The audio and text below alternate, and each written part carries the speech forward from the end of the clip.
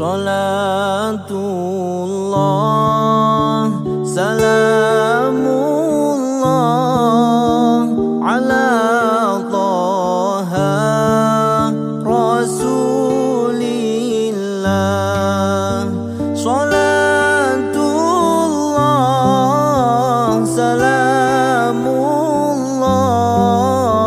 ala Yasin Habibillah.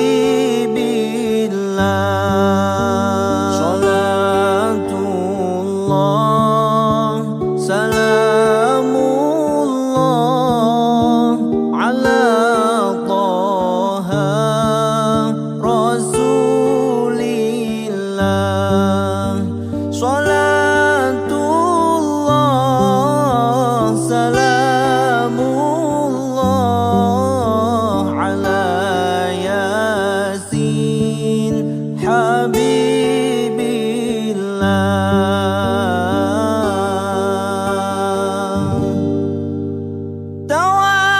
Tawassalna bismillah wa bil hadi Rasulillah.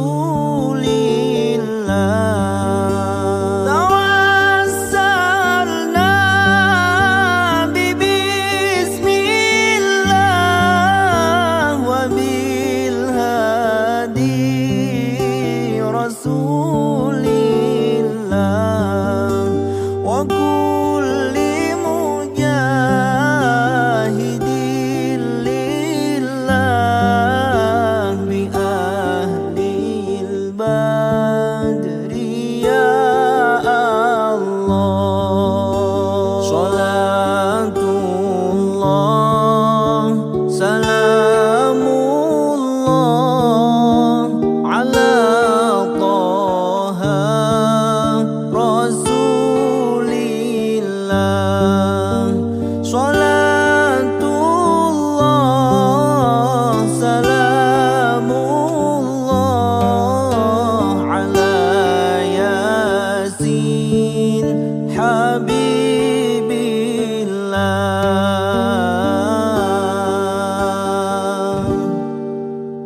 Ilahi salimil ummah minal afati wan niqmah.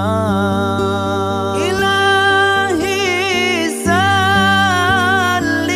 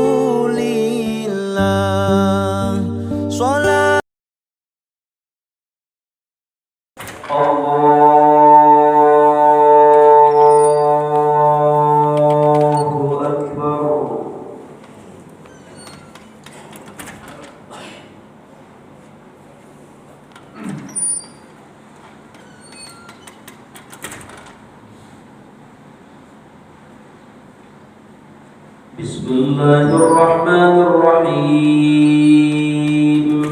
Alhamdulillahi rabbil alamin. Ar-Rahmanir Rahim, Maliki yaumiddin. Iyyaka na'budu wa iyyaka nasta'in. Ihdinas siratal mustaqim,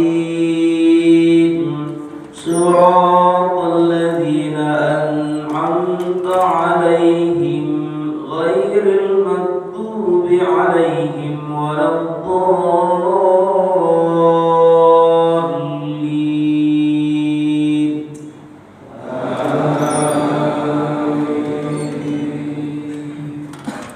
Bismillahirrahmanirrahim. Sabbih isma rabbal a'la alladzi khalaqa fasawwa walladzi qaddara fahada walladzi akhrajal mar'a faj'alahu ghutha'an ahwa sanuqri'uka fala tansa illa ma syaa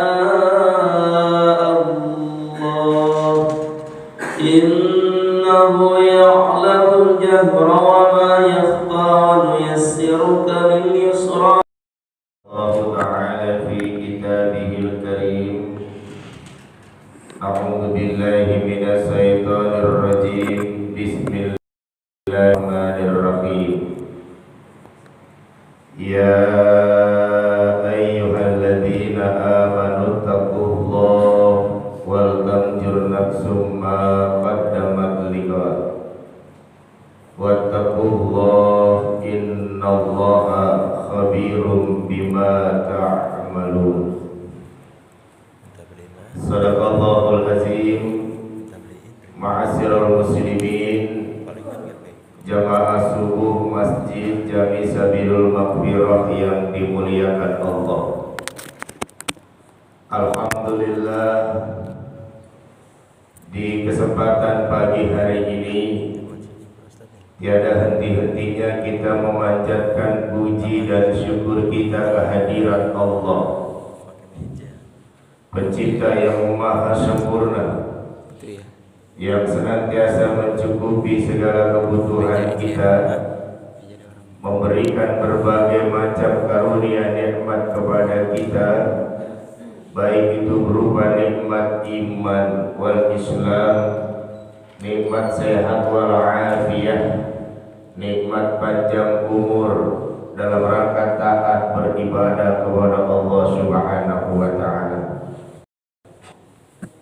Sehingga dengan curahan nikmat yang telah Allah berikan di kesempatan pagi hari ini, kita masih memiliki kemampuan untuk bangkit dari tidur sesaat kita, meninggalkan kamar-kamar indah kita, menuju masjid rumah Allah yang mulia ini dalam rangka menegakkan salat subuh secara berjamaah. Mudah-mudahan seluruh amalia kita tercatat sebagai nilai ibadah di sisi Allah Subhanahu wa Ta'ala. Salawat teriringkan salam terlimpahkan keharibaan junjungan baginda Nabi besar kita Muhammad sallallahu alaihi wasallam, keluarga, sahabat dan kita selaku pengikutnya yang akan setia hingga akhir hayat. Hadirin kaum muslimin rahimakumullah. Siapapun setiap kita dalam mengarungi kehidupan di permukaan dunia ini sudah barang tentu mendambakan kehidupan yang bahagia.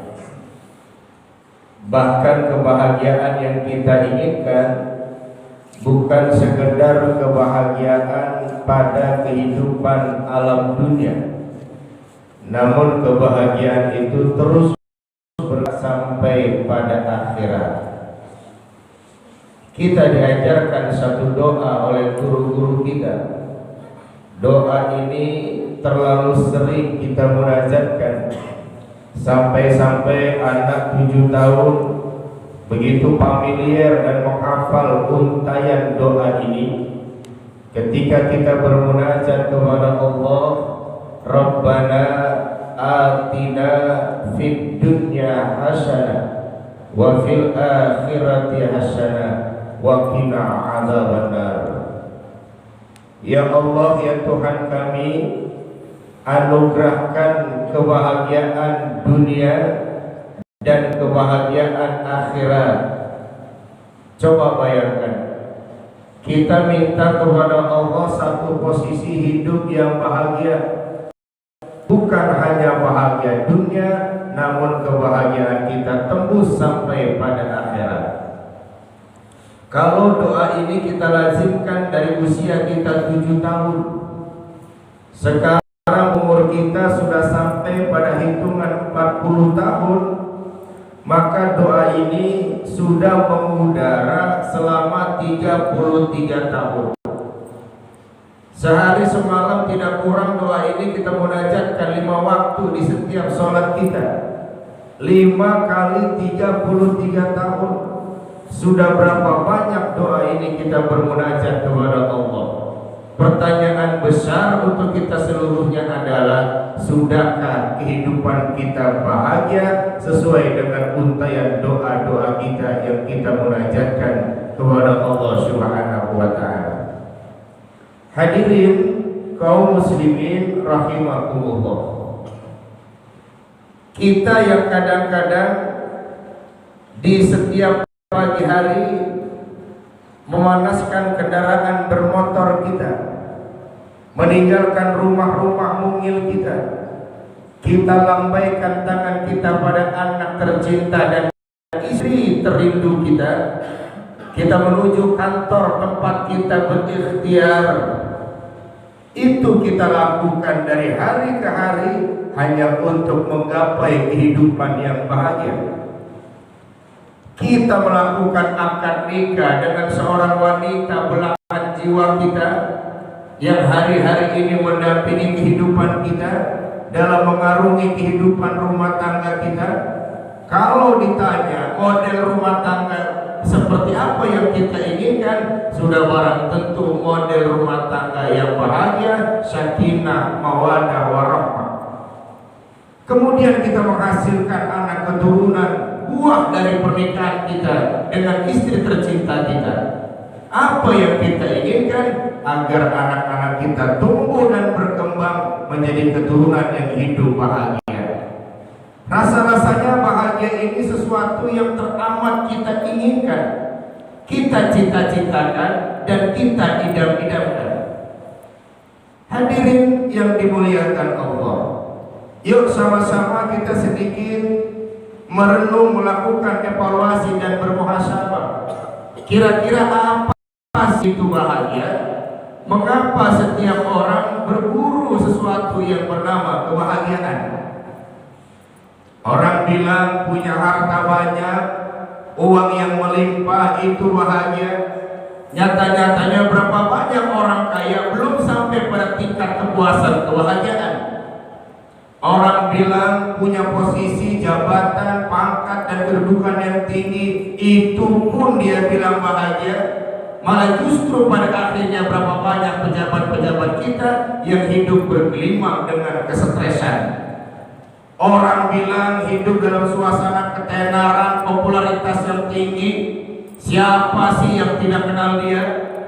Dari artis tingkat RT, meningkat jadi RW, meningkat jadi kelurahan, sampai artis nasional terkenal di seluruh penjuru dunia.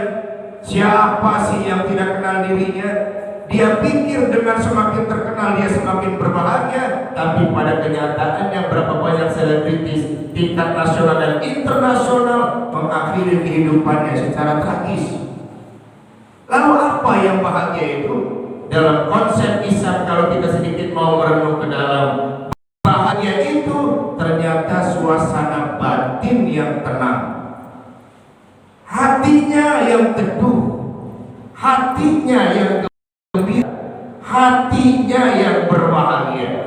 Kalau hati sudah tenang, hati sudah lapang, bukan persoalan rumah kecil atau luas, hatinya lapang, insya Allah kehidupannya pun akan menjadi lapang. Kalau hatinya tenang, seluruh persoalan kehidupan menghimpit dirinya dari depan, belakang, kiri, kanan. Karena hatinya tenang, pada akhirnya dia bisa mengarungi kehidupan dengan damai dan bahagia. Hadirin yang dimuliakan Allah, kalau kebahagiaan itu lahir dari suasana hati kita, kalau kebahagiaan itu lahir dari suasana batin kita, mari sama-sama kita ciptakan suasana hati yang tenang, batin yang lapang. Lalu apa konsep agama yang kita yakini ini untuk menjaga suasana hati kita agar tetap tenang?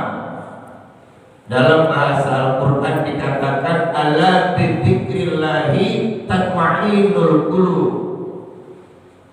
Berzikir, mengingat Allah. Karena dengan mengingat Allah, suasana hati akan menjadi tenang. Coba saja kita hadir di sebuah majelis dipimpin oleh guru kita untuk zikir. La ilaha illallah, la ilaha illallah, la ilaha illallah. Tidak terasa pada akhirnya leher kita nengok kiri, nengok kanan, manggut atas bawah. Teduh sekali suasana zikir kita.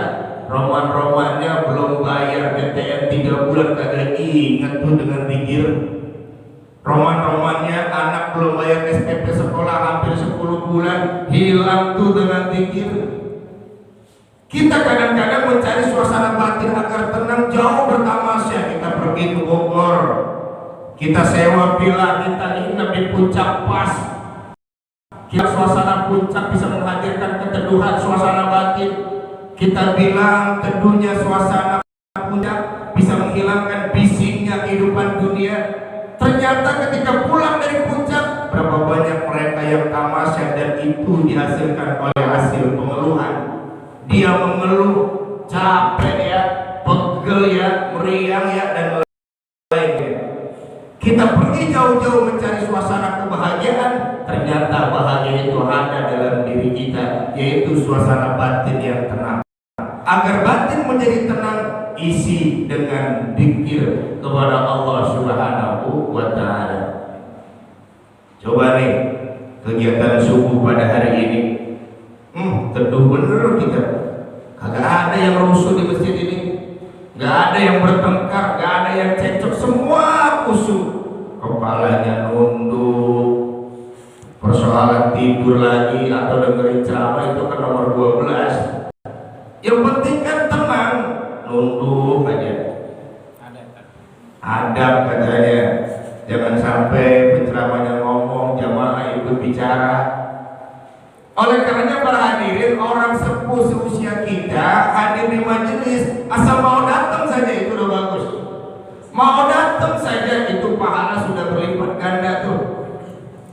Persoalan datang dari tembok bersendera perkara lain. Yang penting mau duduk di majelis, itu sudah bagus banget untuk orang ukuran kayak kita. Nih sholat nih, tadi yang dipimpin oleh imam kita tuh, sholat itu pun akhir-akhirnya mengajarkan kita untuk khusyuk mengingat Allah. Apa kata Quran? Innani Allahu la ilaha illa ana fa'budni aqimis sholata li dzikri. Sesungguhnya aku ini adalah Allah, tidak Tuhan aku, maka sembahlah aku dengan cara menegakkan sholat untuk mengingatku. Jadi sholat ini maksimalnya adalah zikir. Zikir yang paling sempurna adalah ketika kita menghadapkan wajah kita ke arah kiblat. Kita angkat tangan kita tinggi-tinggi. Kita mulai dengan kalimat takbir Allahu Akbar. Kita akhiri dengan salam. Itulah zikir yang paling maksimal. Coba lihat orang kalau mau sholat, dari ujung rambut sampai ujung kaki itu diarahkan dalam rangka mengingat Allah. Oleh karenanya dalam sholat itu nggak boleh ada ucapan lain selain bacaan sholat. Nggak boleh. Makanya kita kadang-kadang hidup di masyarakat ingin sekali menghadirkan suasana teduh, ingin sekali menghadirkan suasana khusyuk dalam sholat berjamaah. Karena semakin teduh suasana masjid, akan semakin mampu menarik lapisan masyarakat hadir berduyun-duyun melaksanakan aktivitas sholat berjamaah. Makanya ini bapak-bapak saya anjurkan yang punya anak 6 tahun, 5, 4 tahun, bukannya tidak boleh mengikut sertakan anak untuk ikut sholat berjamaah di masjid, tapi boleh pikirkan jamaah lain. Kalau kita tuntun anak kita untuk mengenal berjamaah, yuk mari sama-sama kita disiplinkan anak kita agar mau khusyuk juga sholat berjamaahnya. Ini kadang-kadang anak 5-3 tahun dibawa ke masjid, masjid jadi suasana TK, masjid jadi suasana PAUD, masjid jadi suasana taman bermain. Kita baru takbir anak lari kiri kanan, kita baru takbir anak lompat ke pundak kita. Ukuran orang kayak kita nih menghadirkan suasana khusyuk dalam sholat itu butuh energi yang besar. Kualitas sholat kita itu kan kalau takbir ingat Allah saja udah bagus, baru takbir ingat Allah udah bagus, baru takbir ingat Allah udah bagus. Ini ukuran orang kayak kita nih. Orang kayak kita kadang-kadang wajahnya menghadap kiblat, tapi hatinya kadang-kadang bergentayangan kemana-mana. Mengucapkan takbir, tapi alam pikiran kita merasuk kemana-mana. Kunci motor begitu takbir baru ingat kunci motor di atas TV, baru takbir ingat kunci motor. Kadang-kadang kualitas sholat kita takbir handphone di depan berdering, kita batalin sholat kita, handphone yang kita duluin. Belum lagi diciptakan oleh suasana yang rusuh, iklim anak-anak yang berlari kiri kanan, lompat atas bawah. Ini tentu menghadirkan suasana yang semeraut, yang pada akhirnya tidak menciptakan suasana khusyuk dalam aktivitas sholat berjamaah kita.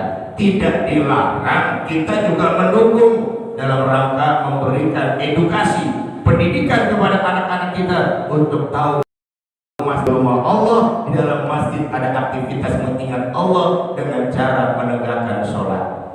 Hadirin, maka berzikir. Bahkan kalau kita stres nih, mikirin kehidupan dunia, perekonomian tidak juga kelar-kelar.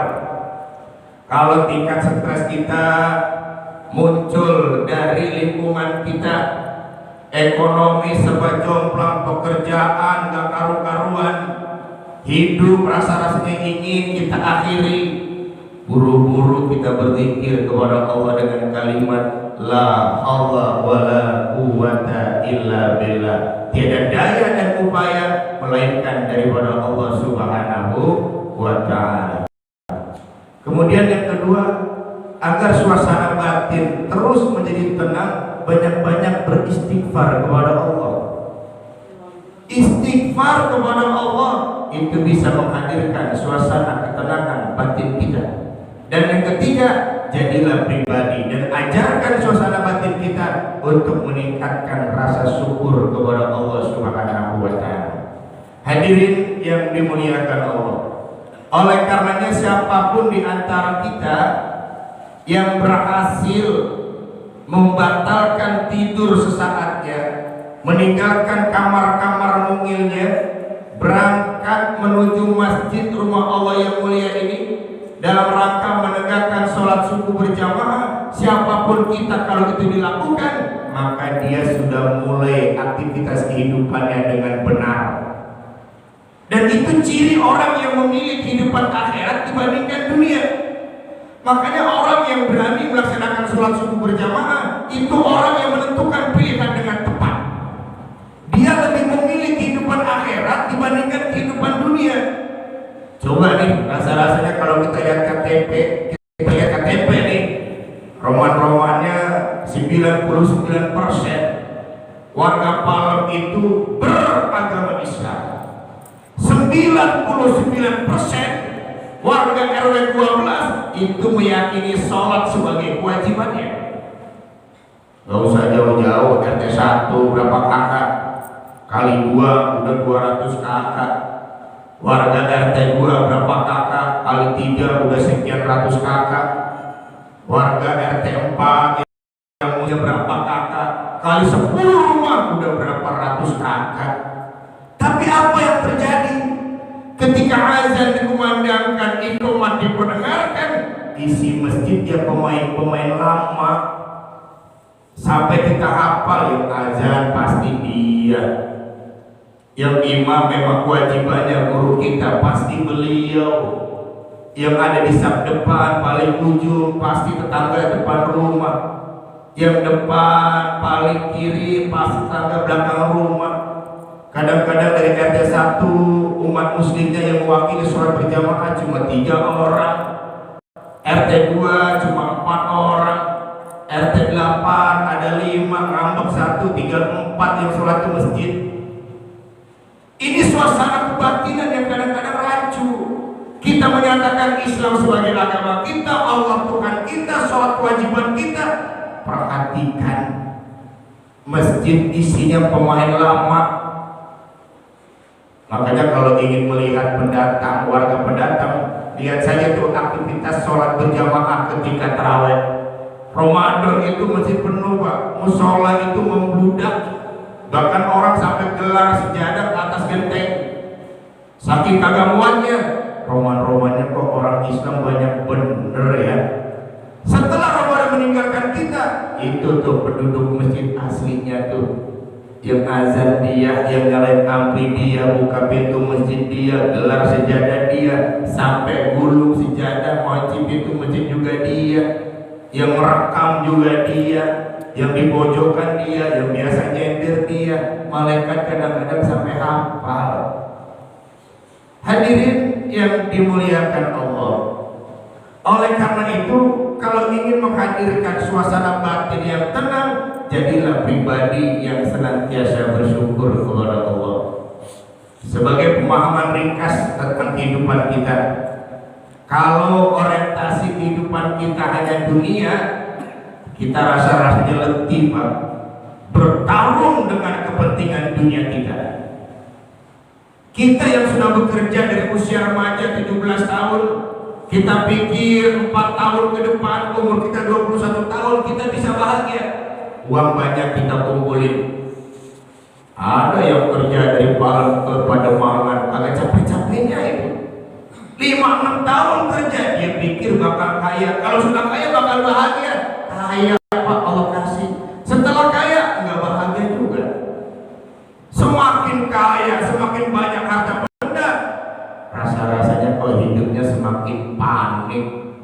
Suasana batinnya kok semakin gelisah, hatinya kok semakin kering, pancaran wajah sinarnya kok kelihatan redup, nggak ada sejuk-sejuknya. Tapi coba kita lihat orang yang secara ekonomi biasa-biasa saja, sering sudah Allah, sinar wajahnya kok lembut, tatapan matanya kok bersahabat. Kalau kita ngobrol dengan dirinya enak sekali, nggak adanya dicariin, adanya dirindukan. Hadirin yang dimuliakan Allah, syukur itu sebetulnya kunci kebahagiaan. Karena kalau kita berbicara cukup, ukuran berapa sih kita mau bilang cukup? Contoh, kita kan suka berdoa tuh, Allahumma inna nas'aluka salamatan fid din wa afiyatan fil jasad wa ziyadatan fil ilmi wa barakatan fil rizqi. Ada kalimat, ya Allah tambahkan ilmuku, berkahi rezekiku. Ini jangan dibalik. Ilmu minta ditambah, rezeki minta diberkahi. Ilmu itu skill, ilmu itu profesional. Kalau orang banyak skill, secara otomatis rezeki akan merangkak. Dalam dunia kerja saja, lulusan SMA dengan S1 beda Pak. S1 dengan S2 tentu beda, S2 dengan S3 tentu jauh berbeda. Artinya ilmu tambahkan, rezeki ikutin. Kita ini kita balik, apa yang kita minta? Ya Allah tambahin rezeki saya, banyakin duit saya. Sekarang kalau mau bicara banyak, ukuran banyak berapa sih? Kan kalau bicara banyak mah relatif. Mungkin Bapak bilang 1 juta sedikit, buat saya 1 juta luar biasa banyak. Begitu pula sebaliknya, 1 juta buat saya sedikit, 1 juta buat Bapak mungkin sudah kelewat banyak. Jadi ukuran banyak itu relatif, tergantung sudut pandang kita yang menilai. Tapi kalau bicara berkah Pak, bicara berkah itu bukan bicara angka, tapi bicara kemanfaatan. Uang 1 juta itu bisa mencukupi kebutuhan kehidupan kita. Kenapa? Allah yang mencukupi.